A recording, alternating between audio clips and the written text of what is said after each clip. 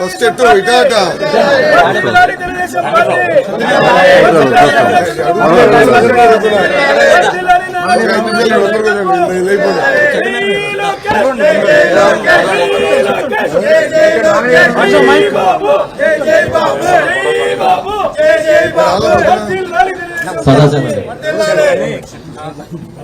సదాశివరావు గారు మరి అన్న అక్షర నుంచి ఒకరు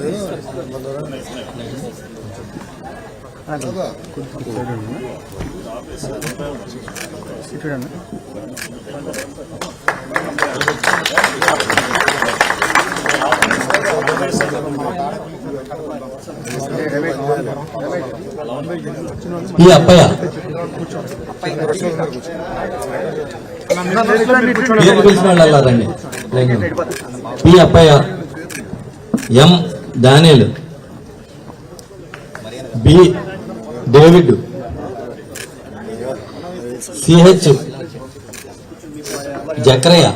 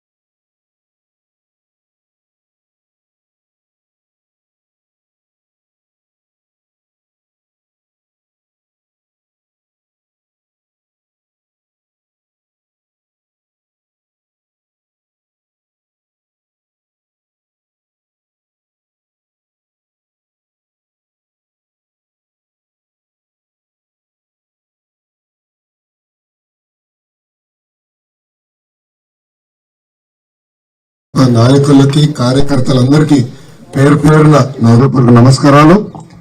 ఈ రోజు మనస్ఫూర్తిగా మిమ్మల్ని తెలుగుదేశం పార్టీలోకి మేము ఆహ్వానిస్తాం జరిగింది.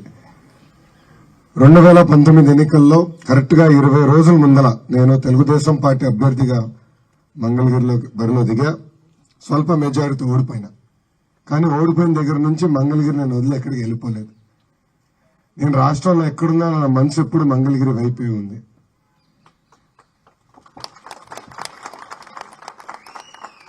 స్వల్ప మెజారిటీతో ఓడిపోయినా అహర్నిశలు మంగళగిరి ప్రజల కోసం అనేక సేవా కార్యక్రమాలు ఇప్పటికీ చేపడతాం జరిగింది.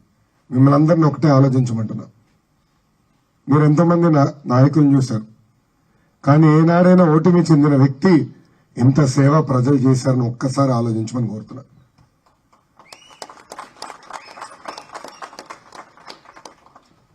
ఓటమి చెందిన తర్వాతనే ఇంత సేవ చేశానంటే రేపు మన మంగళగిరిలో పసుపు జెండా ఎగిరిన తర్వాత ఎలాంటి అభివృద్ధి సంక్షేమ కార్యక్రమాలు జరిగితే ఒక్కసారి ప్రజలందరినీ ఆలోచించమని కోరుతున్నాం.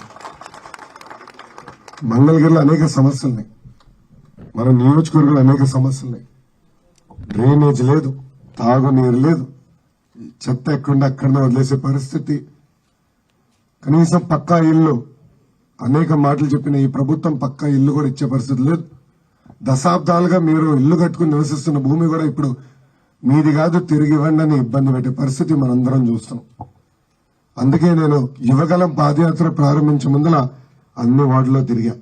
అక్కడ ప్రజలందరూ ఒకటే చెప్పా, మన ఇరిగేషన్ భూములు కానివ్వండి, ఎండోమెంట్ భూమి కానివ్వండి, అటవీ శాఖ భూమి కానివ్వండి, రైల్వే భూమి కానివ్వండి, ఇవన్నీ తప్పకుండా రెగ్యులరైజ్ చేసి ఇల్లు పట్టాలు ఇప్పించే బాధ్యత వ్యక్తిగతంగా నేను తీసుకుంటాను. ఇంకా ఇల్లు లేని వాళ్ళకి 20,000 ఇల్లు మంగళగిరిలో కట్టించే బాధ్యత నేను తీసుకుంటానని సభాముఖ హామీ ఇస్తాను. నిరుద్యోగ సమస్యల యువకులు అనేక ఇబ్బందులు పడుతున్నారు. ఉద్యోగాలు, ఉపాధి లేని పరిస్థితి. ప్రభుత్వంలో నోటిఫికేషన్ ఇవ్వరు, డిఎస్సి లేదు, ఇంకా ప్రైవేట్ లో ఒక్క పరిశ్రమ వచ్చే పరిస్థితులు లేదు. చాలా పనులున్నాయి. ఇప్పటి వరకు మన అందరం చేసిన పోరాటం ఒక ఎత్తు, రాబోయే 3 నెలలు చాలా కీలకమైనది. ఇక్కడ అందరు క్రికెట్ మ్యాచ్ చూస్తారు కదా, అందరు T20 ప్రియులే. ఏమా లాస్ట్ 3 ఓవర్లు డిసైడ్ అవుతుంది కదా మ్యాచ్ ఎట్లా వెళ్తున్నాడు. T20 మ్యాచ్ లాస్ట్ 3 ఓవర్లు 3 ఓవర్స్ వెళ్ళిపోతుంది అటా ఇటా అని. అలా ఈ ఎన్నికలు కూడా ఈ 3 నెలలు చాలా కీలకమైన 3 నెలలు. అందరం కష్టపడదాం, ప్రజల్లో చైతన్యం తీసుకొద్దాం. ఎప్పుడు లేని మెజారిటీతో దాన్ని ఆశీర్వదించండి, దీవించండి. అప్పుడే మీ తరపున బాబు గారితో నేను పోరాడి ఇచ్చిన హామీలు కాదు కదా, ఇవ్వని హామీలు కూడా అనేక పనులు మన నియోజకవర్గం చేయాల్సిన అవసరం ఉంది. అప్పుడు బాబు గారితో యుద్ధం ప్రకటించి పోరాడి మనకు రావాల్సిన విధులు తీసుకొచ్చే బాధ్యత వ్యక్తిగతంగా నేను తీసుకుంటానని ఇక్కడ మీ అందరూ తెలుపుకుంటూ, నాకు అవకాశం ఇచ్చిన మీ అందరికీ పేరు పేరున నా హృదయపూర్వక ధన్యవాదాలు తెలుపుకుంటూ మీ అందరి దగ్గర నుంచి సలహా తీసుకుంటున్నాను. అందరికీ నమస్కారం, జై హింద్. ఒక నిమిషం అన్నగారు, ఒక నిమిషం స్వర్ణకారుల నుంచి మాట్లాడమని చెప్తున్నారు. స్వర్ణకారులు వీధికి వచ్చాను, అందరినీ గెలిచినాను. చాలా స్పష్టంగా మంగళగిరిలో కాదు, ఇన్ఫాక్ట్ వెంకటగిరిలో ఉన్నప్పుడు స్వర్ణకారుల కోసం ప్రత్యేకంగా ఒక కార్పొరేషన్ ఏర్పాటు చేస్తాం, వాళ్ళ అభివృద్ధి సంక్షేమ నా బాధ్యత నేను హామీ ఇస్తాం జరిగింది. మొదటిది. రెండోది, స్వర్ణకారులకి ప్రత్యేక బజార్ కూడా ఏర్పాటు చేయాలి.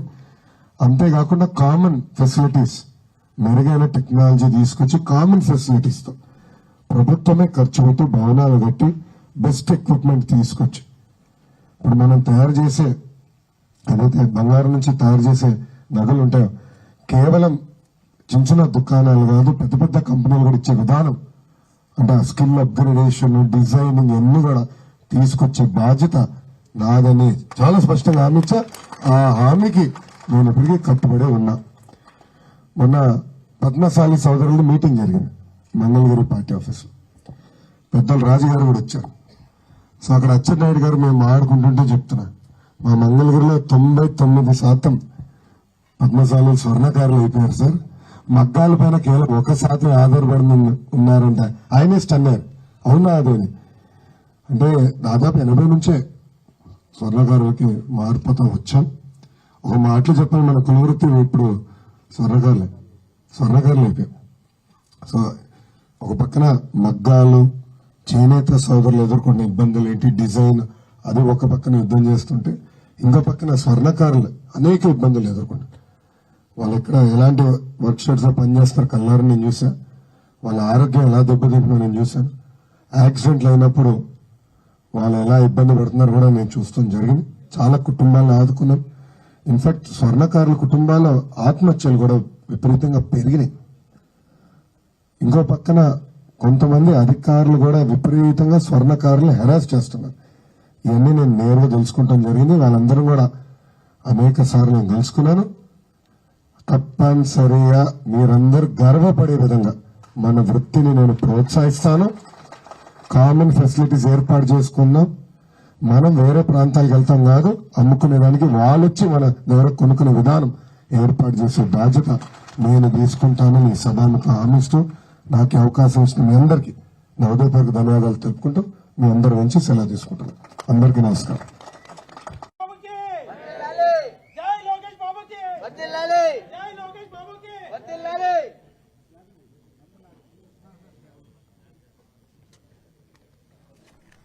వర్ధిల్లాలి నారా లోకేష్ గారి నాయకత్వం వర్ధిల్లాలి వర్ధిల్లాలి నారా లోకేష్ గారి నాయకత్వం వర్ధిల్లాలి వర్ధిల్లాలి తెలుగుదేశం పార్టీ వర్ధిల్లాలి వర్ధిల్లాలి నారా చంద్రబాబు నాయుడు గారి నాయకత్వం వర్ధిల్లాలి జై జై లోకేష్ జై జై లోకేష్ జై జై బాబా వర్ధిల్లాలి జై బాబు గారి నాయకత్వం మీరందరూ దిగండి. వర్ధిల్లాలి నారా లోకేష్ గారి నాయకత్వం వర్ధిల్లాలి నారా లోకేష్ గారి నాయకత్వం వర్ధిల్లాలి నారా లోకేష్ గారి నాయకత్వం వర్ధిల్లాలి నారా లోకేష్ గారి నాయకత్వం వర్ధిల్లాలి నారా లోకేష్ గారి నాయకత్వం